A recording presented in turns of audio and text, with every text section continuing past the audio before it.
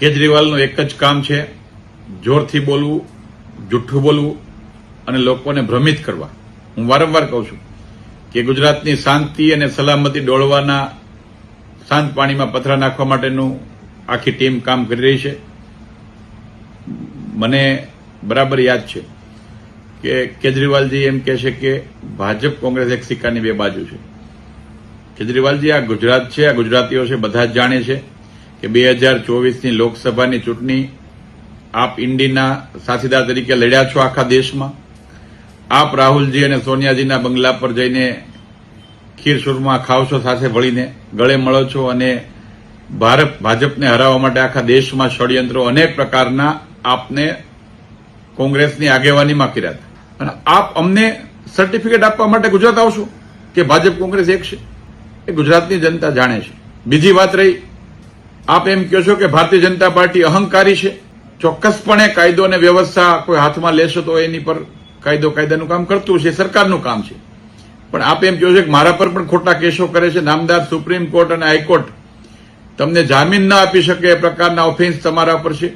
આજે પણ તમારા કેસો કોર્ટમાં પેન્ડિંગ છે, આપ જામીન પર છો. આપે દિલ્હીની જનતાને કીધું હતું કે અમે આમ આદમીની સરકાર બનીશું. આપે જે રીતે શીશ મહેલો બનાવ્યા, કરોડો રૂપિયાના કરપ્શનો દિલ્હીમાં કર્યા, દિલ્હીની લિકર પોલિસીમાં એટલા બધા પુરાવા આપની વિરુદ્ધના કોર્ટમાં રજૂ છે. એ તપાસની એજન્સી ઉપર પણ આપને શંકાઓ છે. દેશની જનતા બધી વાતને જાણે છે, ગુજરાતની જનતા પણ જાણે છે. આપ આપના કેરેક્ટરને ગુજરાતની અંદર સાચું સાબિત નહીં કરી શકો. એટલા માટે કે આપે મનીષ સિસોદિયાની વાત કરી. મનીષજીને આપે જે કૌભાંડો દિલ્હીમાં કર્યા છે, સમગ્ર દેશની જનતા જાણે છે. કોર્ટના ચોપડાઓ પર ઓન રેકોર્ડ પુરાવા છે. ત્યારે આ પ્રકારની વાતો કરીને ગુજરાતની જનતાઓ ક્યારેય તમારી વાતમાં નહીં આવે. ગુજરાતમાં છેલ્લા 30 વર્ષમાં શાંતિથી ગુજરાતનો ડેવલપમેન્ટનું કામ ગુજરાતની ભારતીય જનતા પાર્ટીની સરકાર આદરણીય નરેન્દ્રભાઈ મોદી સાહેબના નેતૃત્વમાં કરી રહી છે. આજે ગુજરાત માટે ઐતિહાસિક દિવસો આવી રહ્યા છે કે ગુજરાતના એ કિસાનોની વાત હોય તો 10,000 કરોડનું ઐતિહાસિક પેકેજ આપ્યું. એ ગુજરાતના કોમનવેલ્થ ગેમની વાત આવતી હોય તો આખા વર્લ્ડની ગેમ જો ગુજરાતમાં લાવી શકતા હોય તો નરેન્દ્રભાઈ મોદી અને અમિતભાઈ શાહ એ ગુજરાત માટે જે કામ કરે છે, એ કેજરીવાલ દિલ્હીમાં ગુજરાતને ગાળો દેશે. એ કેજરીવાલ ગુજરાતીઓને દિલ્હીમાં ગાળો દેશે.